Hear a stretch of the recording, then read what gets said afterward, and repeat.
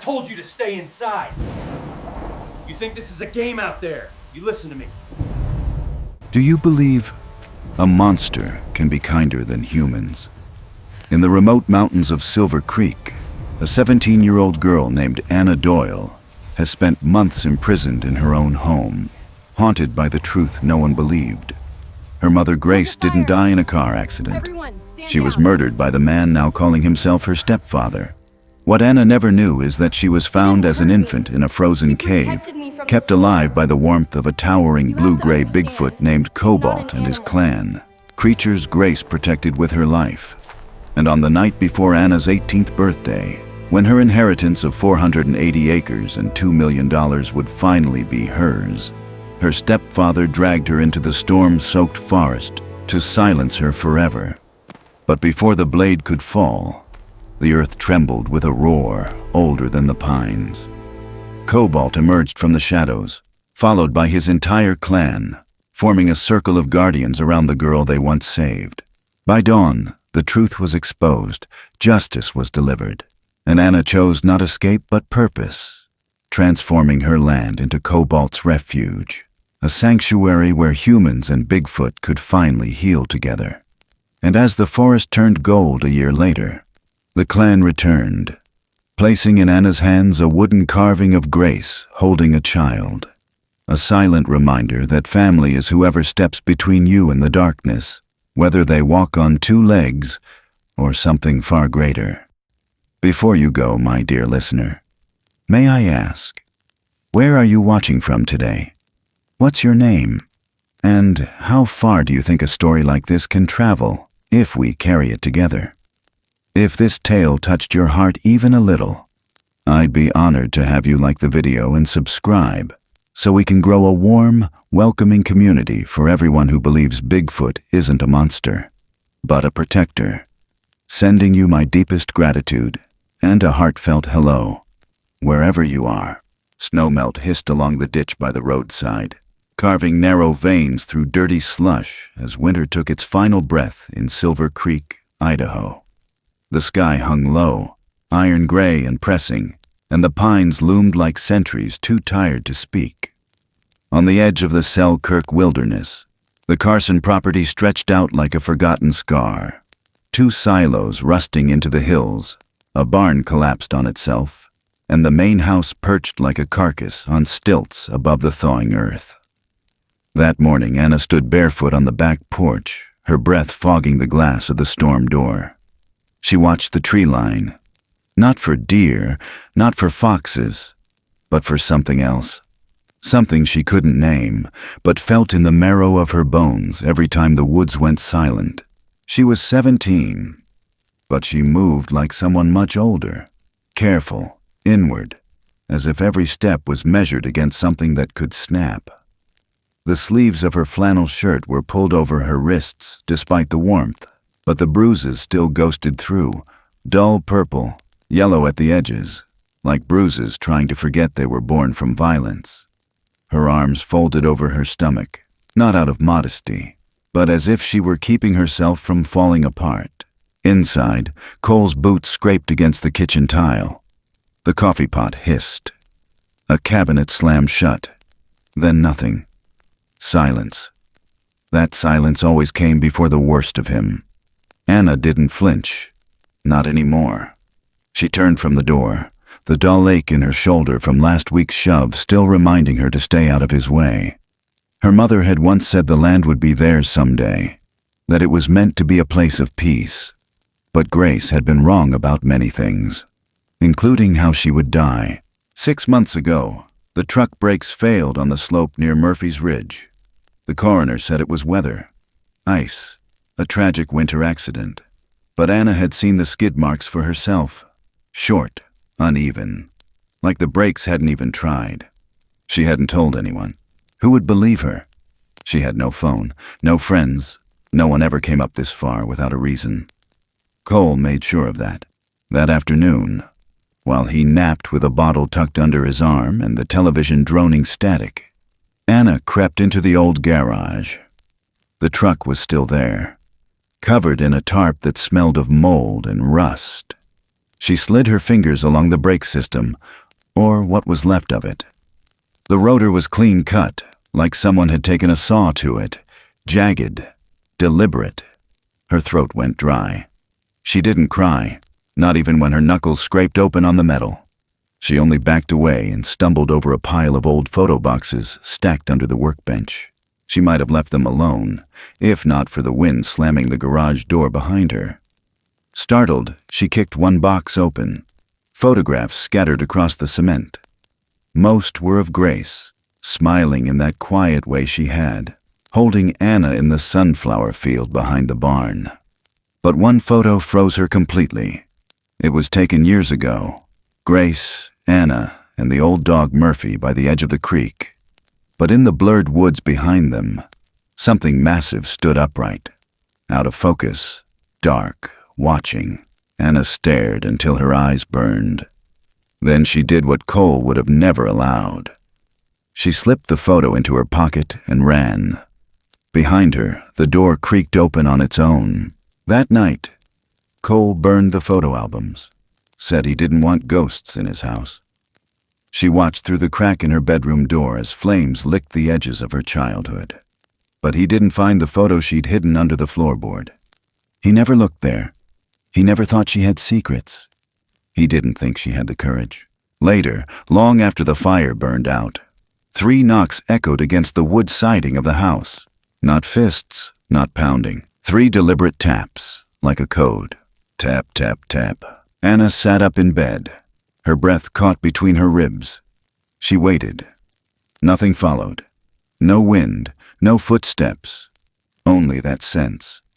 That something immense was just beyond the walls, waiting, watching. She crept to the window. Moonlight silvered the trees. Every branch glistened with melt. But she saw it. Not clearly. Just the shift of shadow between pines. The kind of shift that wasn't wind, wasn't deer, wasn't anything she'd ever seen in books or biology class. And those woods, they watched back. The next morning, Anna didn't go to school. She hadn't gone in weeks. Cole said there was no need, that she had all the education she needed right here. She spent the day in the attic, looking for anything Grace might have left behind. She found a locked wooden box beneath a pile of old linens, heavy, cedar. Its surface bore a carved symbol, not words, not letters, but a crude imprint of a large hand. 5 thick fingers, no thumb. It didn't look human. She turned the box over in her hands, trying every drawer in the house for a key. Nothing, not even a clue. But she remembered. A week before Grace died, she'd seen her kneeling by the old garden wall, whispering to herself, not praying, just talking to the wind. Anna wrote that night in her journal, her handwriting shaky but certain. If I disappear, please believe me. Please know it wasn't an accident. The journal had no lock, no password. Just pages filled with things she couldn't say aloud. Dreams about running. About finding a place where no one watched her from the shadows. Or from the living room chair, whiskey in hand. She didn't know if anyone would ever read it. But she wrote anyway.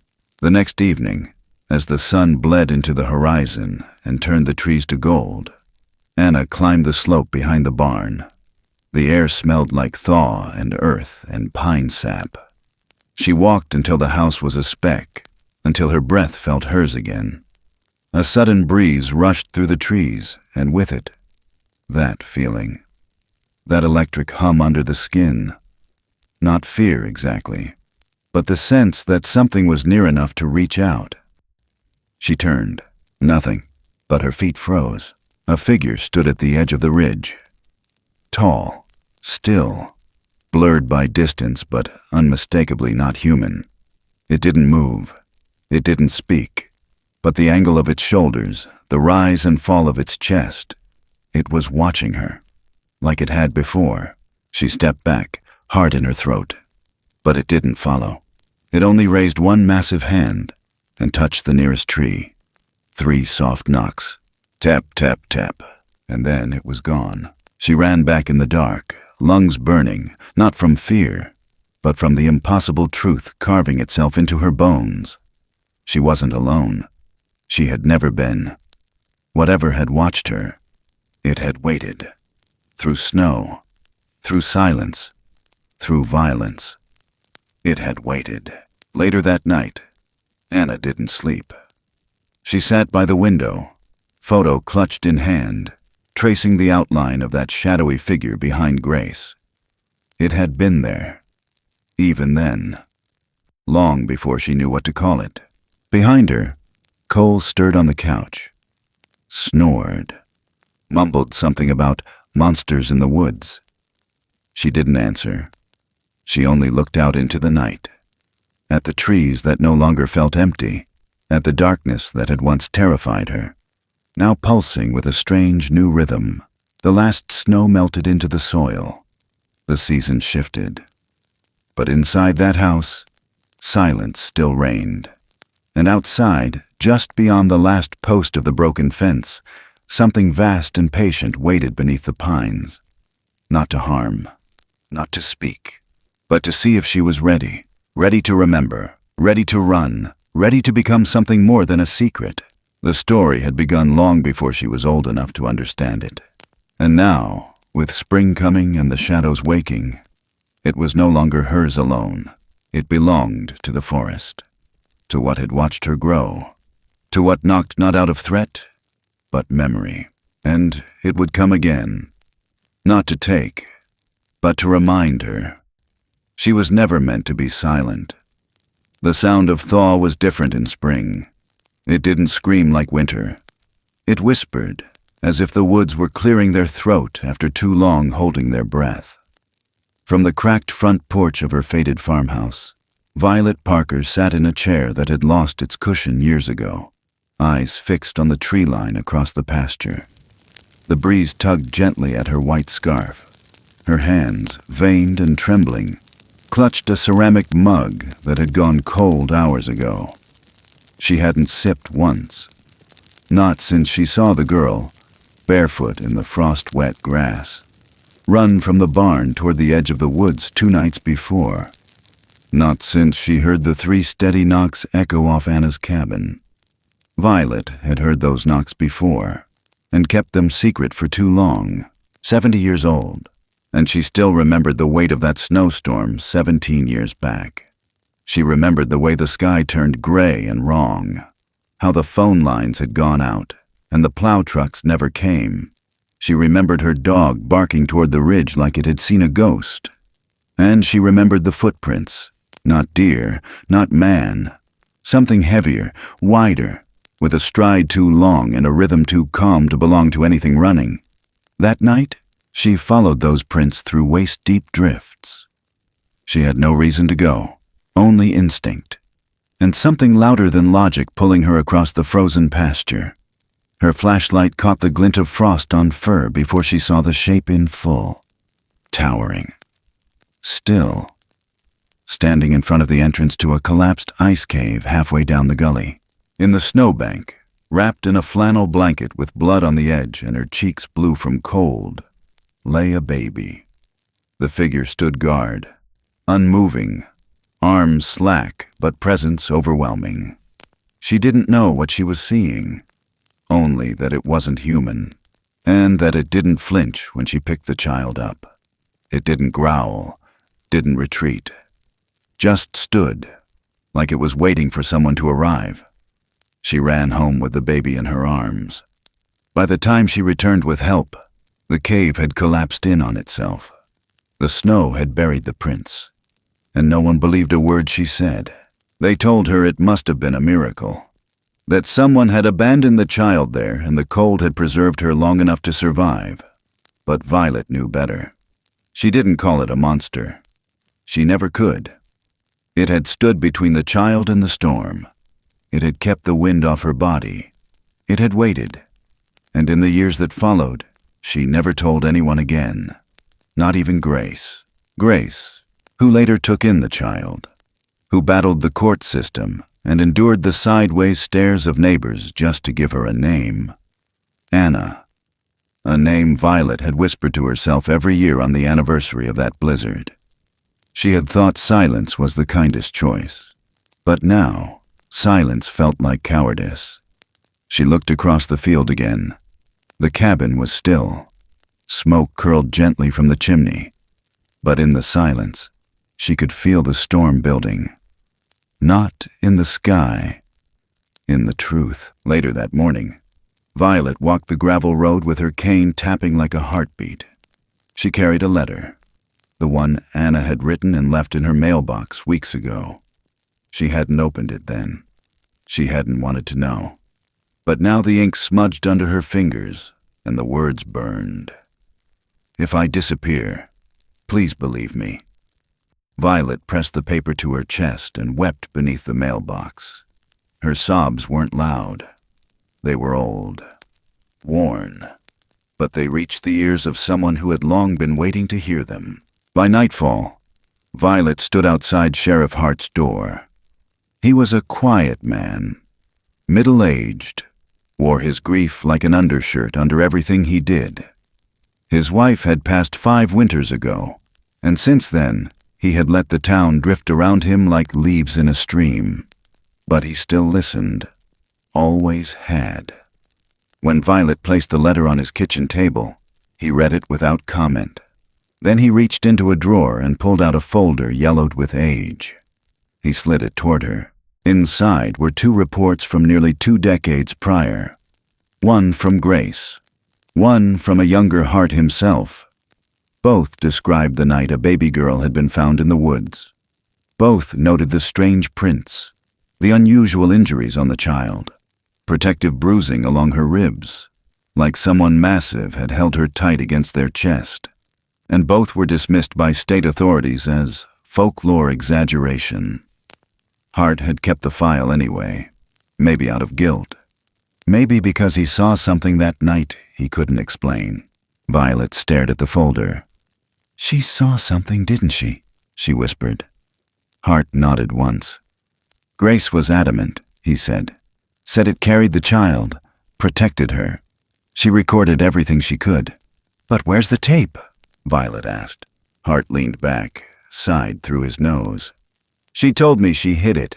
Said she didn't trust anyone in town, that it'd only get her branded crazy." Violet's eyes darted.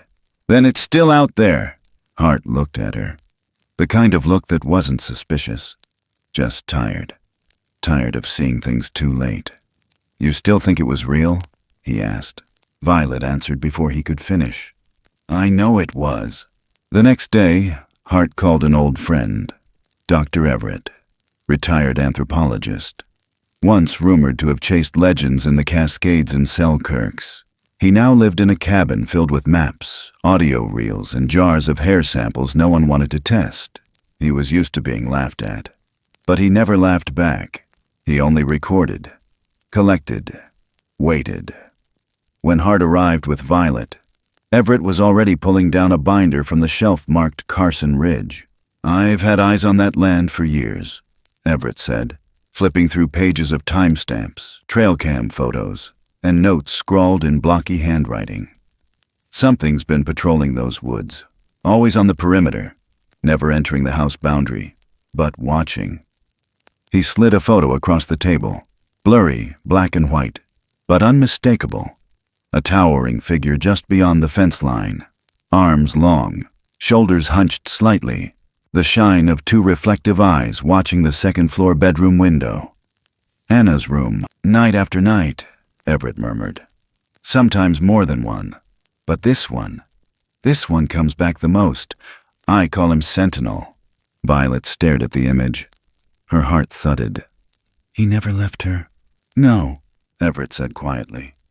"They don't forget." Hart looked between them. "If what you're saying is true, then that thing's been protecting her since she was a baby." Everett's eyes darkened. "And if something's changed, if it knocked again, it means danger is closer than ever."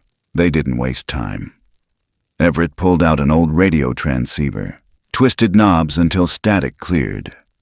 "They don't understand speech," he said, "but rhythms, cadence, patterns, that's how they respond." He tapped the side of the table. 3 knocks, spaced, measured, then again. 3, then pause, then 1, then 3. Hart raised a brow. Morse? Not quite, Everett said. More like a trail code. They call it guiding rhythm. You follow the knocks, and it leads you. At sunrise, they stood at the edge of the tree line, just as frost began to steam from the ground. Violet clutched Anna's letter like a beacon. Hart adjusted the strap of his holster, not because he planned to use it, but because it reminded him what side of the law he stood on. Everett led, cane in one hand, small metal chime in the other. Every few paces, he tapped it against a branch. 3 knocks. Pause. Listen. Then move again. The forest responded in kind, not with words, not with cries, but with silence that bent, broke, and then hummed, like something vast was watching the breadcrumbs fall into place. They walked deeper than most dared to go, past where maps ended and only stories remained. They didn't speak much. Breath showed in front of them like ghosts. And still, the knocks came, soft, deliberate, calling them forward. No one said it aloud, but each of them knew. They weren't going to find Anna by searching. They were being brought to her, and somewhere, beyond the ridge, beneath the shadow of pines older than the country itself, something immense moved, not to threaten, but to guide. The forest had chosen to stop being silent. And so had they. The ground trembled lightly beneath their feet, like something waiting just beneath the surface. The kind of tremble that said, "Keep going." The past hadn't finished speaking. And someone was finally listening. The storm came without warning, not from the sky, but from inside the walls. It wasn't the thunder outside that made Anna flinch. It was the sound of glass shattering in the kitchen and the crash of a wooden chair splitting under Cole's boot. The house, already a place that groaned too easily, now trembled as if even its bones knew the kind of night this would be. Rain hadn't started yet, but the clouds pressed down like wet wool, and the air was thick enough to drown in. Anna stood in the hallway just outside the dining room, her back pressed against the wall, breath caught between ribs. She hadn't said a word. She hadn't done anything wrong. That didn't matter. Nothing had to happen for him to unravel. Only the right amount of whiskey, the wrong memory, and the steady crawl of time toward the day he couldn't stop. Her 18th birthday. Cole slammed the half-empty bottle onto the table and leaned heavily against it, his shirt unbuttoned and sticking to his chest with sweat. His eyes were red-rimmed, unfocused. He wasn't yelling yet, but the stillness was worse. "You think I don't see you watching the trees," he muttered. "You think I don't notice when you sneak out like your mother used to? Same eyes, same lies." He turned toward her like a switch had been thrown. Anna didn't move. The old light above him flickered once, and she saw his face in strobe, flushed, twisted, full of something deeper than anger. "You ungrateful little brat," he said. "You think you're better than this place? Better than me? You're nothing, just like she was." The word she hit like a slap, Grace. Before he could step forward, something behind him creaked. A panel of the wall near the baseboard, warped from years of heat, came loose and tilted forward. Something small and folded slipped out. Cole paused, blinked, stumbled toward it. Anna's eyes followed, narrowing as he bent to pick up a document thick with dust and yellowing at the edges. He froze, opened it, read. Silence stretched long and sharp. Then the paper tore. He ripped it in half. Then again, teeth bared like an animal caught in its own trap. "No, no, no, no," he growled. "That's not." She lied. She couldn't. Anna took one careful step forward. "What was it?" He looked up at her with a fury so sudden it was blinding. "It was nothing," he snapped, voice rising like a breaking wave. "It was trash. Don't act like you have a right to ask me anything." But she had seen the words before he tore them. "In the event of my death, all property and assets shall be transferred to my adopted daughter, Anna Grace Carson, effective upon her 18th birthday." The blood drained from her face, but she didn't back down. "You knew," she whispered. "You knew the whole time. That's why you—" Cole lunged before she could finish. She ducked, heart pounding, and fled toward the mudroom. The storm outside finally cracked. A flash of lightning lit the windows like a war drum. He didn't follow immediately. He was muttering, pacing, something rattling in his throat like a dry laugh. She grabbed her coat and boots, hands shaking. The front door slammed open behind her. Cole's voice followed, low and eerie. "We're going for a walk, Anna, you and me, now!" She didn't move. He stepped closer, his shadow stretching long across the warped floorboards. "Out to the barn," he said. "You know, your mother always loved it out there. Said it smelled like freedom." His hand closed around her arm, hard enough to bruise.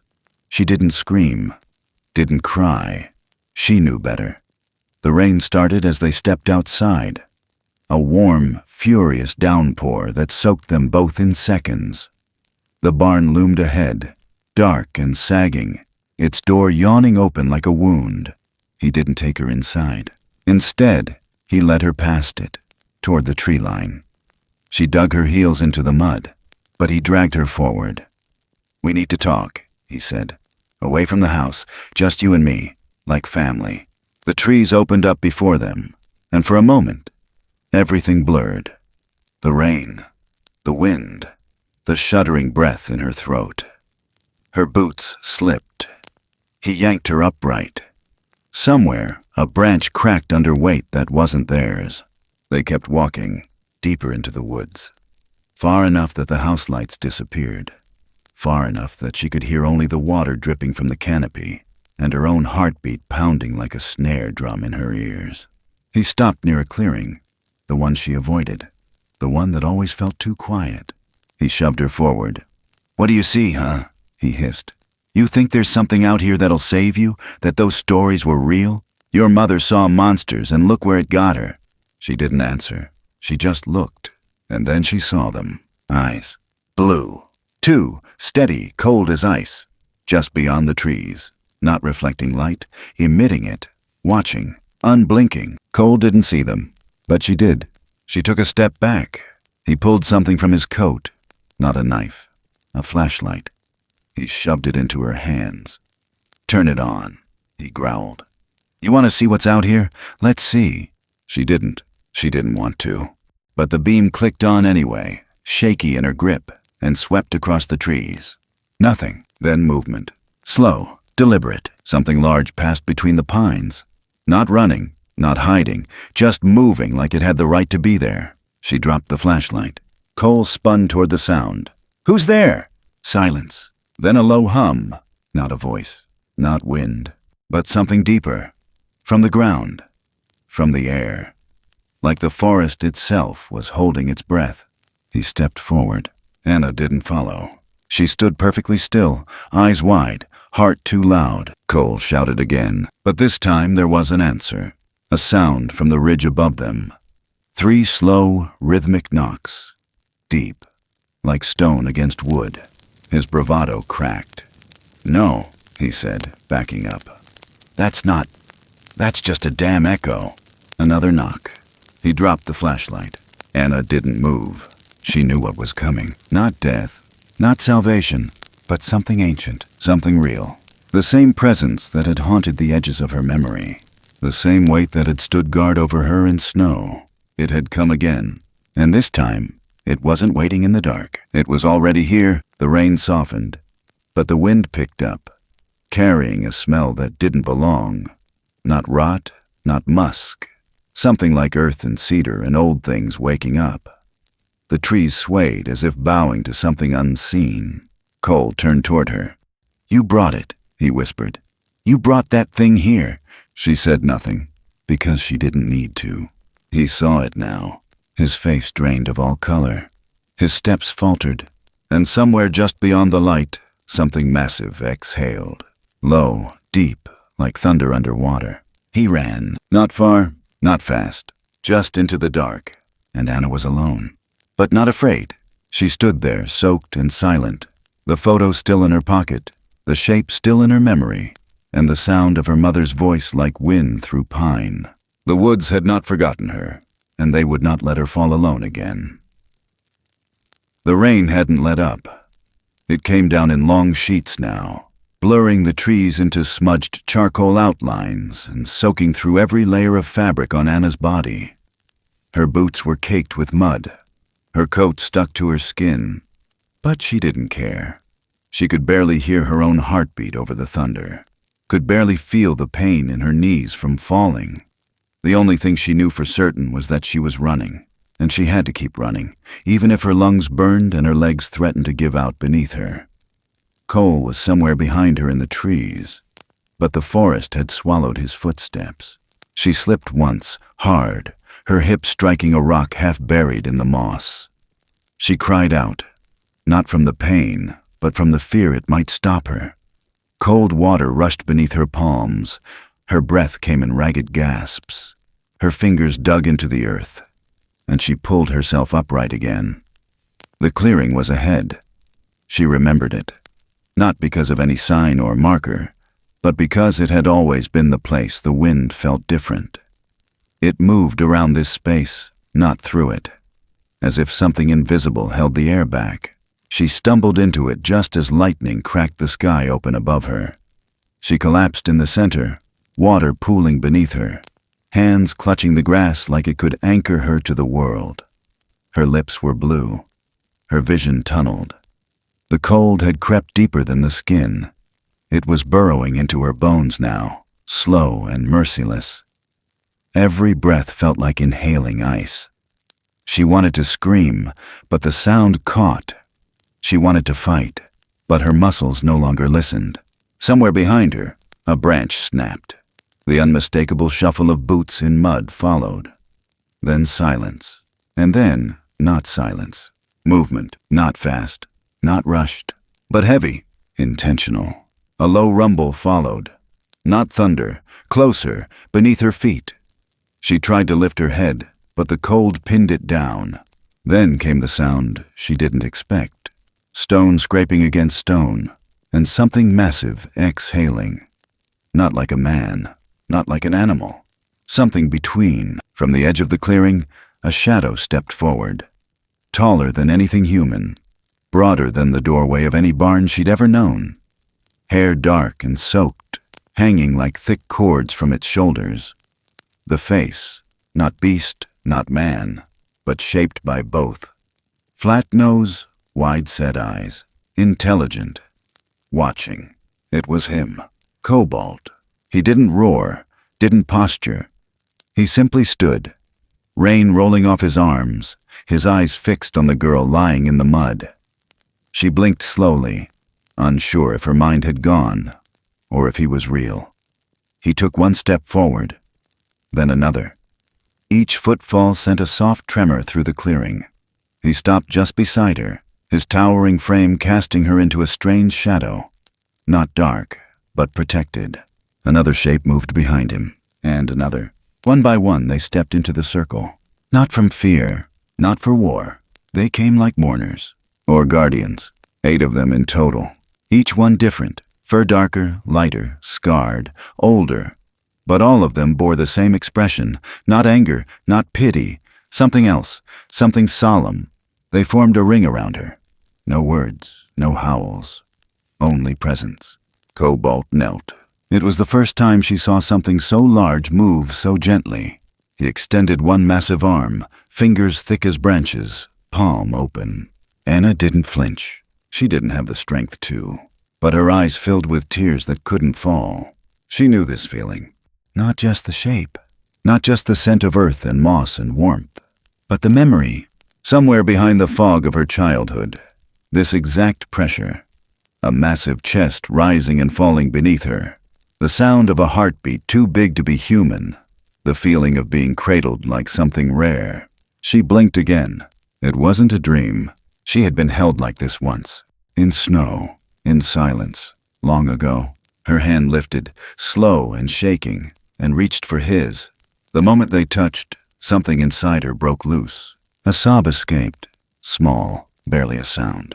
Cobalt's fingers curled slightly, not to grip, to hold. He lifted her gently, as if she were made of wind. The others remained still. Not one of them stepped forward. The rain fell harder, but it didn't matter. The circle was more than bodies. It was a boundary, a choice, a statement. This one is ours. Behind them, deeper in the trees, another figure stumbled forward. Cole. He froze at the edge of the clearing, mud on his face, breath sharp and fast. His eyes widened at the sight, at the size, at the ring of creatures larger than nightmares and older than any story he'd ever laughed at. He opened his mouth, maybe to scream, maybe to curse, but the sound didn't come. Cobalt turned his head. Not rushed, not threatening, just looking, and that was enough. Cole dropped the knife. He didn't run. He couldn't. His legs betrayed him. He sank to the ground, eyes wide, mouth open. No one moved toward him. They didn't need to. The law of the forest had already judged. The circle held. Anna lay against Cobalt's shoulder, the rhythm of his breathing matching her own. She wasn't afraid. She wasn't cold anymore. Somewhere in the back of her mind, a single image surfaced. 5 years ago. A trap. A scream. Her small hands trying to pry steel jaws off a massive paw. Blood. Breath. The way he had looked at her then, as if confused by kindness. She had saved him once. He had not forgotten. And now he had saved her again. Not just from the cold, but from the legacy of silence. The others stepped back as dawn crept toward the horizon. The rain began to lighten, turning to mist. The forest held its breath again, and in the middle of that breath, Anna whispered the only word she had left. "Thank you." Cobalt blinked once, then lowered her gently into the grass. He stood, turned, and vanished into the trees. The circle broke, but its meaning stayed. Anna lay there, soaked, blinking into the new light, the sound of the wind weaving through leaves like a lullaby written before language. Cole didn't speak. He didn't move. He only watched the place where the giants had disappeared. The rain stopped. The trees stilled, and the clearing, once empty, now held a memory that would never leave. Not for Anna, not for him, not for the forest. At first, Violet thought it was a nightmare, the kind that slips between your ribs before the sun rises and leaves you trembling with no memory of why. But the morning didn't bring forgetting. It brought the letter she had folded back into her pocket the night before, the one she should have read the moment she found it. The one Anna wrote in handwriting that looked rushed and small and heartbreakingly calm. If something happens to me, it's because he made it happen. If I disappear, please don't call it an accident.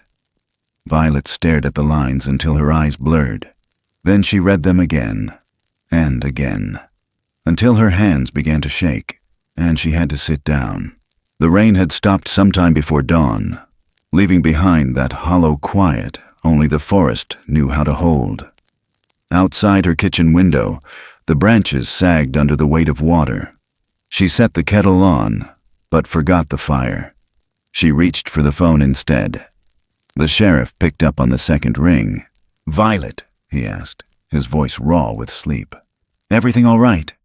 "No," she whispered, barely able to push the word out. "Everything's not." He didn't ask for an explanation. Maybe because deep down, he already knew. By midday, they were at Dr. Everett's cabin again. The old man didn't flinch when they told him Anna was missing. He didn't offer comfort either. He just turned slowly toward the bookshelf and pulled down the same thick binder he had shown them before. "They're not letting her go unseen," he said simply. "Not this time." Violet sat at the corner of his cluttered work table, fingers gripping her teacup like it was a lifeline. "Why her?" she asked. Why would they come for her again after all these years? Everett didn't answer right away. He placed a photo down in front of her. It was grainy, black and white, but clear enough to make her breath catch. A figure, huge and shadowed, crouched just beyond the tree line of the Carson property. In its arms, unmistakably, a girl, limp and cradled like something sacred. "They don't forget," he said. "They never do. When someone shows mercy, they remember it. When someone suffers in silence, they watch." Sheriff Hart leaned in closer. "You're telling me they've been guarding her?" "For years," Everett nodded. "Maybe longer. I have logs, notes, footprints that reappear in the same place, same intervals. The same path circled her house for 2 winters straight, never crossed the threshold, just waited, observed." Violet looked up, something heavy pressing into her lungs. "And now?" Everett closed the binder. "Now they're asking for help." The words didn't make sense at first, not until he brought out a piece of wood, smooth, weathered, and etched with a pattern of small notches. "I found this on my back step this morning. 3 lines, then 1, then 3. You know what that means?" Hart exhaled slowly. "The knock code." Everett nodded. "They're guiding us." It didn't matter how strange it sounded. The air had changed. They could all feel it. Like the forest was no longer indifferent. Like something old and invisible had turned its face toward them and expected them to move. They didn't call for backup. They didn't file a report. Violet wrote a note and left it on her kitchen table. Just 4 words. She's not alone anymore. By late afternoon, they were halfway up the western ridge, boots sliding over moss-covered stone and underbrush that felt thicker than usual. Everett led the way, tapping a small chime against the trees every 20 or 30 steps. Each time, he waited. And each time, the forest answered. 3 knocks, then silence, then another direction. Hart kept one hand on his belt, not for the gun, but out of habit. He was breathing harder than he wanted to admit. The climb wasn't steep, but the weight of the moment pressed on his back like gravity itself was suspicious. Violet moved slower, but her eyes were sharper than either of theirs. She didn't miss the broken branches at ankle level, the stones placed too carefully in a line. The faint shimmer of hair caught on bark. "They're not hiding," she murmured. "They're leading." The deeper they went, the quieter everything became. Birds fell silent. Even the insects seemed to wait. The path narrowed and the trees leaned in, branches brushing shoulders like whispers passed between giants. At the edge of a small ravine, Everett raised his hand. He pointed to a section of ground disturbed not by feet, but by something heavier. Pressed down. Recent. "She was here," he said, then paused. They all were. They didn't speak after that. The air didn't allow it. Instead, they followed the marks. The bend of ferns, the displaced rocks, the scent of something musky and wild that drifted like memory. The sun began to fall, casting gold through the trees, slanting shadows across their faces. They reached the clearing just as the light touched its center. And there she was, Anna, lying on her side, muddy and soaked through, but breathing. Violet ran first, fell to her knees, cradled her face in trembling hands. Hart moved behind her, eyes scanning the tree line, gun untouched. Everett stood still, watching, because behind Anna, behind the clearing, half hidden in shadow, a figure stood. Cobalt. He didn't approach, didn't move, but his presence filled the air like wind before a hurricane. Hart raised a hand, not as a threat, as respect. Cobalt blinked once, then stepped back. Slowly, deliberately. Out of the trees, 7 others emerged, forming the same circle, but not to shield, to witness. Anna stirred in Violet's arms. Her lips moved, the words soft. "Don't hurt them. They saved me." And just like that, the meaning of it all shifted. This wasn't a rescue. It was a passing of responsibility. They hadn't kept her hidden. They had kept her safe, and now they were letting her go. But not without trust. Everett stepped forward and placed something beside Anna's hand. The etched wood. 3 marks. 1, 3. A message. A memory. A trail. Hart looked at the giants. Not as myths, not as monsters, but as something beyond words. Guardians, maybe. Witnesses. Survivors. Anna's eyes fluttered open. The first thing she saw was the sky. The second, Violet. The third, Cobalt, stepping back into shadow. She didn't cry. She didn't speak. She just breathed, and the forest breathed with her. The circle broke, but not the bond. Behind them, as they prepared to carry her home, the trees swayed, not with wind, but with gratitude. And just before the last rays of sun vanished behind the ridge, a knock echoed through the trunks. 3 times. Soft, steady, final, for now. The mist rolled in like breath from the earth itself, curling low along the forest floor, brushing over boots, rising into the still branches of the pines. The air was thick with damp, but it wasn't cold. It felt watchful, as if the forest had opened its eyes and chosen to wait for something, or someone. Sheriff Hart stood just outside the clearing, his boots caked in mud, one hand resting on the grip of his sidearm, not out of fear, but habit.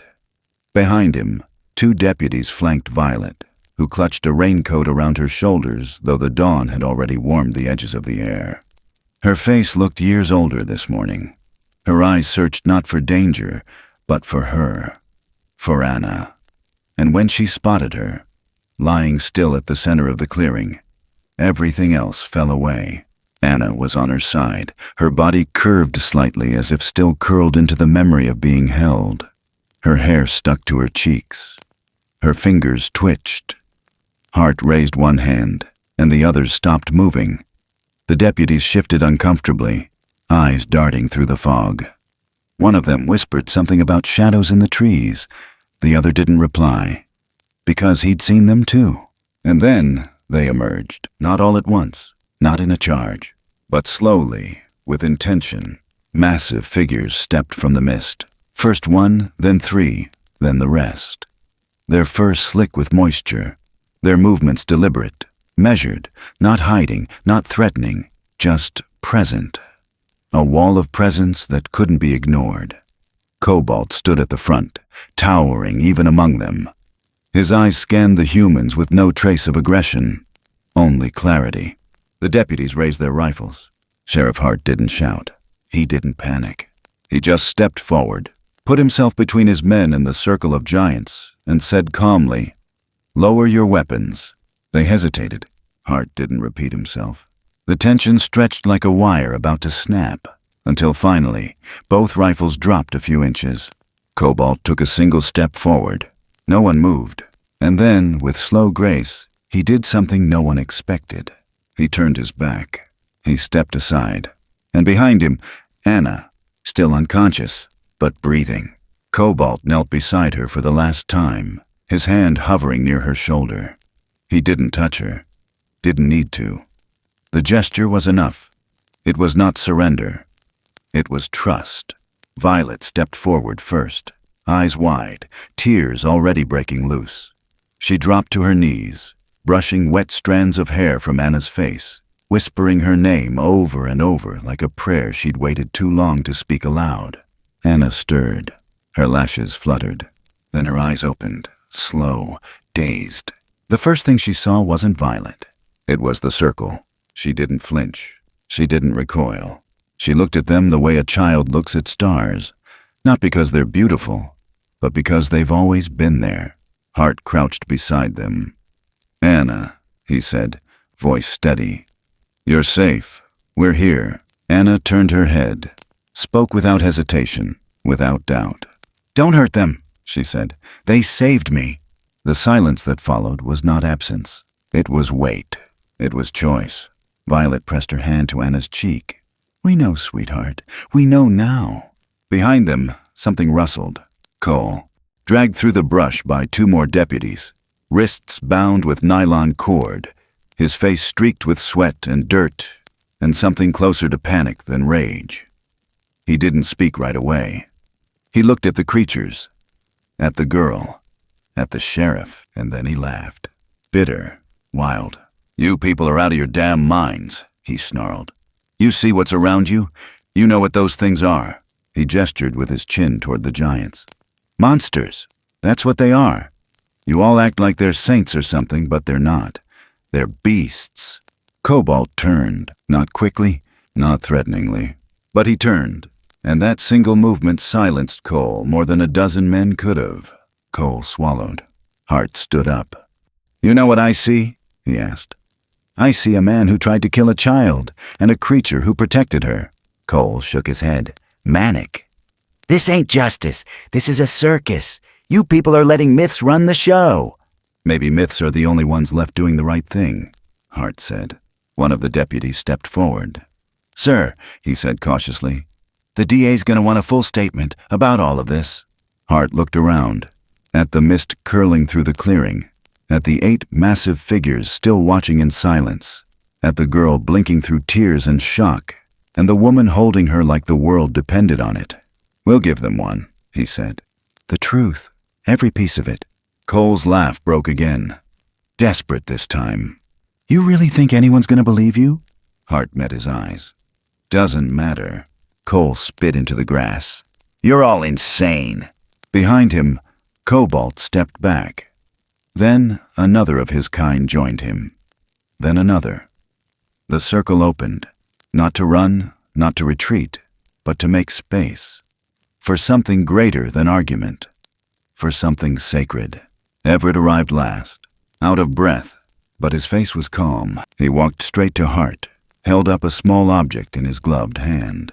A cassette. This was in Grace's chest, he said. I found it, tucked beneath the lining. She recorded everything. Violet's hand flew to her mouth. Anna sat up straighter. Everett turned to the group. She didn't lie. She was never crazy. She knew what she saw, what she protected, what she fought for. He looked down at Anna. And so did you. Hart took the tape, nodding slowly. One of the Bigfoot let out a low breath. Not a growl. Not even a warning. Just a sigh. The sound of something ancient closing a chapter. Anna looked up. Her eyes met Cobalt's, and for a long moment, the world held its breath. Then he turned, stepped back into the mist. One by one, the others followed. No rush, no sound. Just the hush of leaves folding behind them like a curtain, and then they were gone. Not vanished, not erased, just gone from sight. The deputies stood in silence. Even Cole didn't speak again. Hart turned to Violet. We take her home. Violet nodded. Anna looked back at the place where they had stood. Nothing remained. No footprints, no sign, but something had changed in the air, in her, in them all. She was no longer afraid. Not of Cole, not of being believed, and not of the things others called monsters, because now she knew better.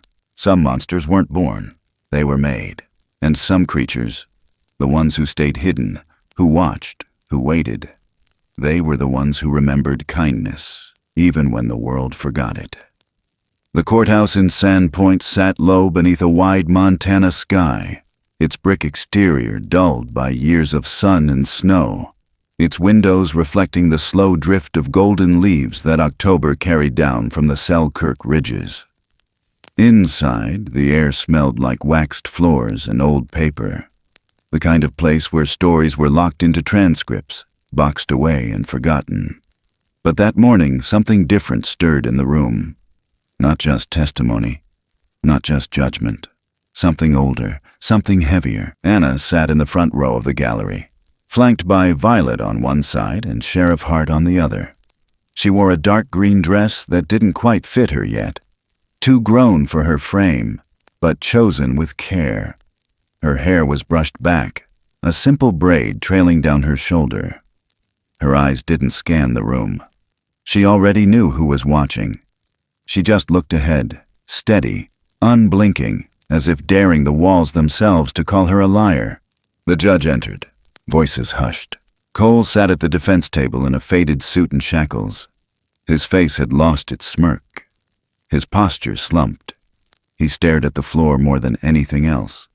His public defender whispered something, but Cole didn't nod. He didn't speak. He just waited. The prosecutor stood. The first thing they presented was the diet break rotor. Clean-cut, circular. The mechanic from Silver Creek testified. Said he'd never seen corrosion patterns like that. Said someone had taken a saw to it. Deliberate, timed, meant to fail on a slope just like Murphy's Ridge. Then came the document.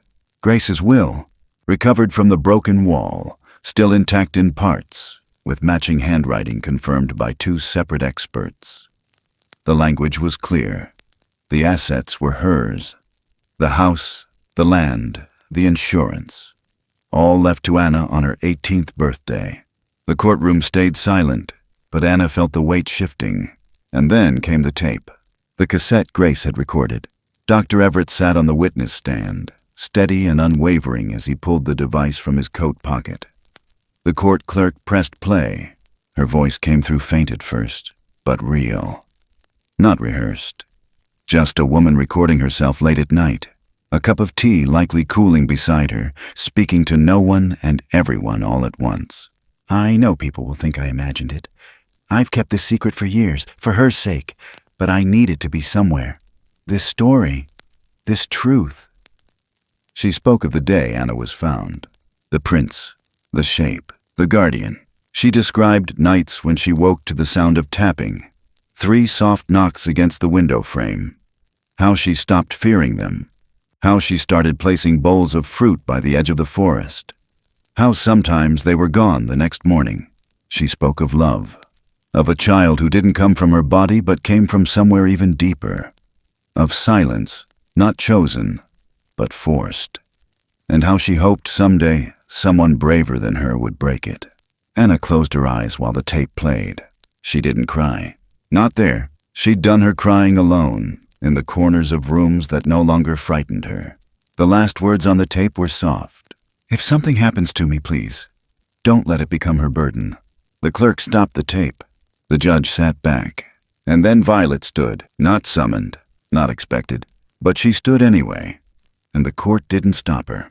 She walked to the front, placed one hand on the railing, and looked not at the judge, not at Cole, but at the people in the benches behind her. For years, she said, I told myself it wasn't my place. That silence was safety. That if I said what I saw, what I believed, it would only make things worse.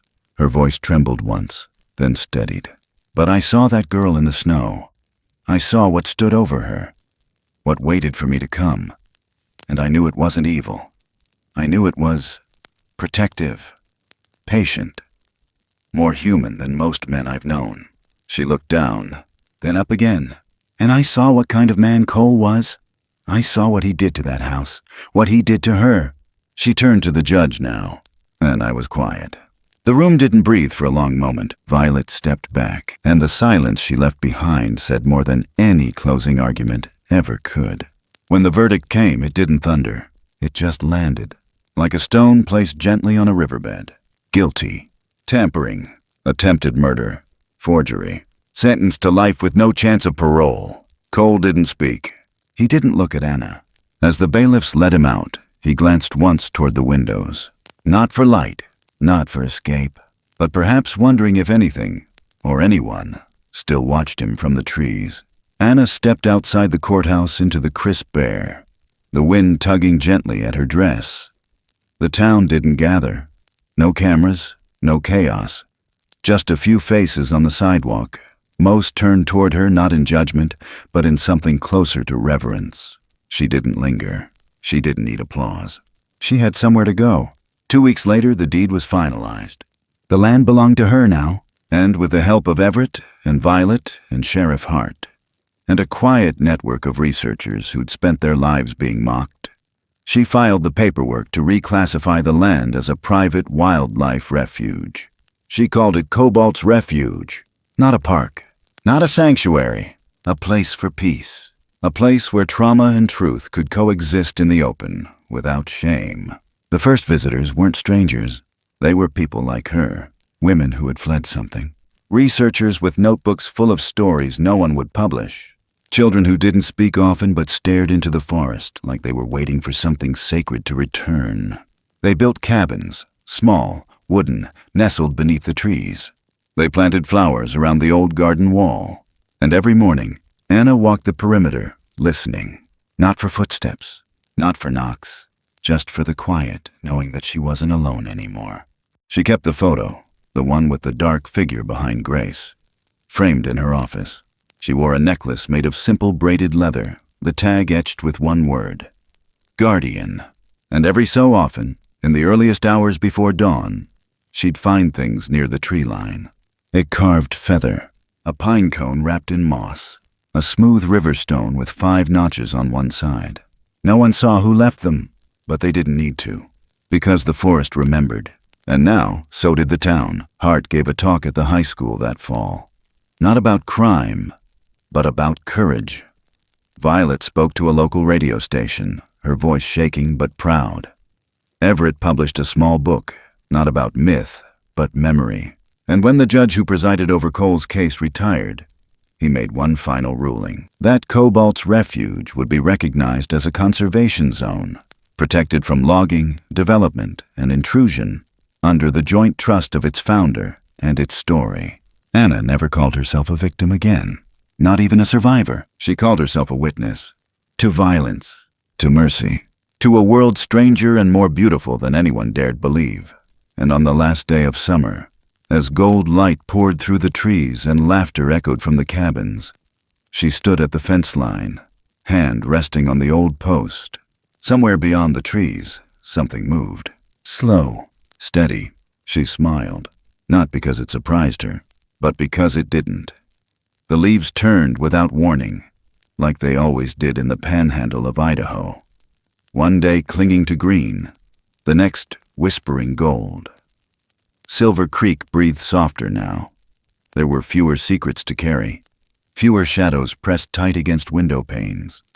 Autumn came like a hymn this time, not a warning, not a veil. Anna stood barefoot in the grass behind the house, warm sun on her skin, eyes closed to the breeze that still smelled faintly of cedar and wood smoke. Violet had insisted on buying her boots, but she'd kicked them off the moment they got back from town. Some part of her didn't want to forget the feeling of soil underfoot, that groundedness, that memory, that ancient part of her body that still whispered, "This land knows you." It had been 49 days since the trial, 49 days since the courtroom, the cassette, the verdict. But in her own heart, she didn't count it by days. She counted it by changes. By the way, Violet now sat on the porch with her knitting and no longer flinched when a wind shook the trees. By the way, Sheriff Hart stopped by every Tuesday afternoon and brought a different kind of pie, like some kind of quiet apology. By the way, the birds had come back, not in numbers, but in courage, nesting near the shed again like they believed the stillness would last this time. She was not the same girl who had once written letters she hoped no one would find. She no longer whispered, "Help me," to the trees and waited for answers she couldn't explain. She had come back, not to the world, exactly, but to herself. Inside the cabin, now hers in name as much as in memory, photos lined the wall. Grace in her garden boots. Anna at 10, missing a front tooth. Violet in younger days, laughing with a daisy tucked behind her ear. But at the very center, framed in pine wood carved by Everett's own hands, was a new picture. A photograph, grainy but undeniable. A tall, dark figure standing half-turned toward the lens, massive hand resting protectively near the shoulder of a much smaller child. The forest rose behind them, blurred and timeless. Beneath it, on a small plaque, "To those who guard the silence." People came to Cobalt's Refuge with caution in their eyes. They came to watch, to listen, but they always left with something else, a gentleness they didn't arrive with. The cabins were nearly full now. 2 naturalists from Wyoming, a woman and her 2 kids from Oregon who whispered more than they spoke, a war veteran who spent long mornings staring into the trees and didn't need to explain why. The forest had changed too, not in shape, in tone. It no longer watched from the edge. It welcomed. That morning, Anna helped a boy, maybe 6, maybe 7, learn how to mark the trail trees with his thumb and a bit of chalk. He didn't talk much, but he grinned when she knelt beside him and asked what he saw in the moss. "A footprint," he whispered. She leaned in, and there it was. Toes too wide, arch too deep, pressed with deliberate weight. She didn't tell him it was real. She didn't have to. He already knew. That evening, just before the sun folded itself behind the ridge, she walked out to the edge of the clearing again. Alone. No flashlight, no camera, no proof. She waited, and when the light had thinned just enough, they came. Quiet as dusk. 3 of them, then 5, then more. Not standing in a line, not circling, just arriving, as if the forest itself had gathered to breathe beside her. Cobalt stood at the center, taller than she remembered, his posture less guarded, his face, if one could call it that, gentler than ever. His shoulders didn't carry threat. They carried memory.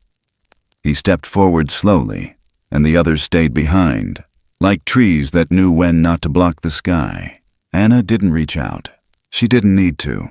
Cobalt raised his hand and opened it. Inside, nestled in his palm, was a small carved object, wood smoothed by time in fingers larger than hers. She took it carefully. It was a single piece, dark and warm. No longer than her palm. A figure. A woman bent forward, cradling a child to her chest. The child was wrapped in a blanket, carved so delicately that it seemed to hum even in stillness. She recognized the shape, not hers. Grace. It was her mother, the one who had seen the impossible and called it sacred. The carving wasn't exact, but it didn't need to be. She closed her fingers around it and felt the ache rise. Not grief, not sorrow. Gratitude. She looked up and met Cobalt's eyes, dark, reflective, filled with something ancient and vast. "Thank you," she said, the words simple but full. He stepped back slowly, then nodded once, then turned. The others followed, but not all. Two smaller figures, children maybe, lingered, curious, bright-eyed. One of them tilted its head, then knocked gently on a nearby birch tree. 3 times, then silence.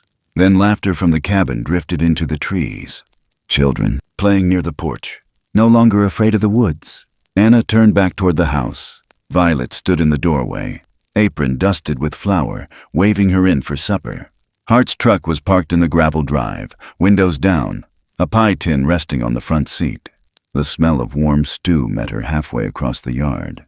She slipped the carving into her pocket, walked slowly, and just before stepping inside, she looked over her shoulder one last time. No one stood there.